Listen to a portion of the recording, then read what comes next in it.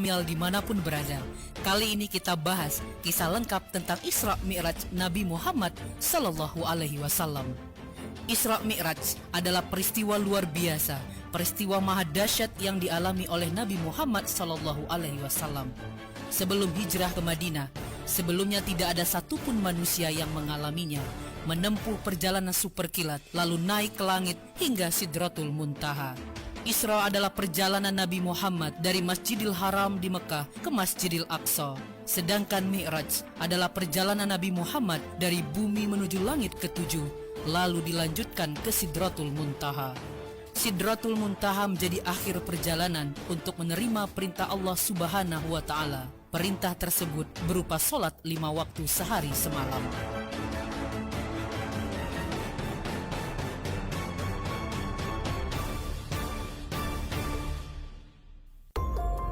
Kaum Quraisy saat itu menjadikan pengalaman Nabi ini sebagai bahan olok-olok, sambil mengatakan tidak mungkin perjalanan sejauh itu ditempuh dalam semalam. Namun bagi orang mukmin, kabar dan pengalaman Nabi Muhammad ini adalah sesuatu yang harus dipercaya dan dilihat sebagai mukjizat yang diberikan Allah kepada hamba pilihannya. Peristiwa maha dahsyat berada di luar akal manusia dan hanya bisa didekati dengan metodologi iman. Namun menariknya, ribuan tahun setelah peristiwa itu terjadi, perkembangan ilmu pengetahuan dan teknologi yang dicapai oleh peradaban manusia modern dapat menyulam untayan demi untayan perjalanan Rasulullah SAW itu menjadi satu frame utuh yang logis.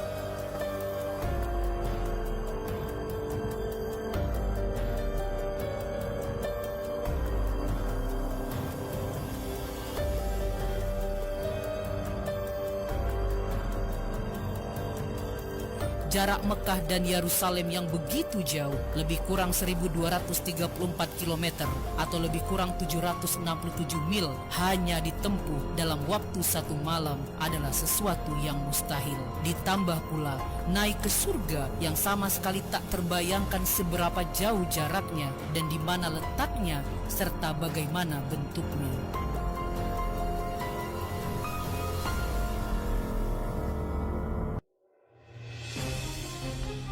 Dahulu kala, orang-orang Arab Quraisy hanya mengenal unta dan kuda sebagai alat transportasi. Selain kedua hewan itu, mereka juga biasa menggunakan keledai sebagai pengangkut barang. Belum dikenal dan belum ditemukan alat transportasi canggih seperti pesawat terbang atau pesawat luar angkasa, aerospace, yang dapat mengantarkan seseorang dari satu tempat ke tempat lain yang jauh dalam waktu singkat. Tanpa suatu alat transportasi khusus, mustahil Isra Mi'raj dapat terjadi, dan sudah pasti jawabannya bukanlah dengan menunggangi unta, apalagi pesawat terbang. Allah Subhanahu wa Ta'ala telah mendatangkan seekor hewan putih untuk menjadi tunggangan Nabi Shallallahu Alaihi Wasallam selama perjalanan, yaitu buraq. Buraq satu akar kata dengan baq yang artinya kilat.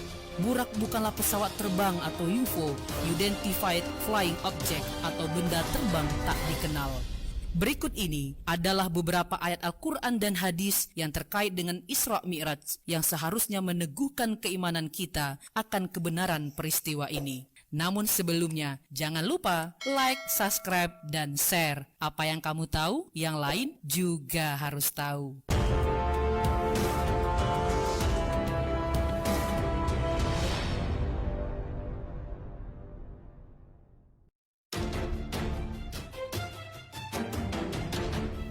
Secara umum, kisah yang menakjubkan ini disebutkan oleh Allah Azza wa Jalla dalam Al-Quran dalam firman-Nya, Maha suci Allah telah memperjalankan hambanya pada suatu malam dari Masjidil Haram ke Masjidil Aqsa yang telah kami berkahi sekelilingnya agar kami perlihatkan kepadanya sebagian dari tanda-tanda kebesaran kami. Sesungguhnya dia adalah maha mendengar lagi maha melihat. Quran Surat Al-Isra ayat 1.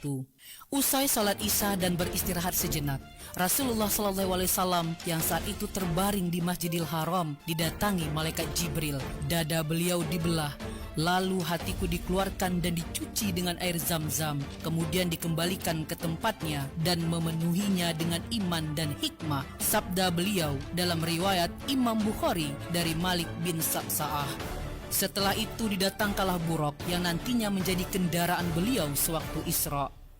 Adapun rincian dari urutan kejadiannya banyak terdapat dalam hadis yang sahih dengan berbagai riwayat. Syekh Albani rahimahullah dalam kitab beliau yang berjudul Al-Isra wal Mi'raj menyebutkan 16 sahabat yang meriwayatkan kisah ini. Mereka adalah Anas bin Malik, Abu Zar, Malik bin Sa'sa'ah, Ibnu Abbas, Jabir, Abu Hurairah, Ubay bin Ka'ab, Buraidah ibnu Husayb al-Aslami, Huzaifah ibnu Yaman, Shaddad bin Aus, Suhaib, Abdurrahman bin Qurat, Ibnu Umar, Ibnu Mas'ud, Ali, dan Umar radhiyallahu anhum ajma'in. Di antara hadis sahih yang menyebutkan kisah ini adalah hadis yang meriwayatkan oleh Imam Muslim dan sahihnya dari sahabat Anas bin Malik. Dari Anas bin Malik radhiyallahu anhu bahwa Rasulullah SAW bersabda, "Didatangkan kepadaku Buraq, yaitu hewan putih yang panjang, lebih besar dari keledai dan lebih kecil dari bagal. Dia meletakkan telapak kakinya di ujung pandangannya, maksudnya langkahnya sejauh pandangannya. Maka saya pun menungganginya sampai tiba di Baitul Maqdis. Lalu saya mengikatnya ke tempat yang digunakan untuk mengikat tunggangan para nabi.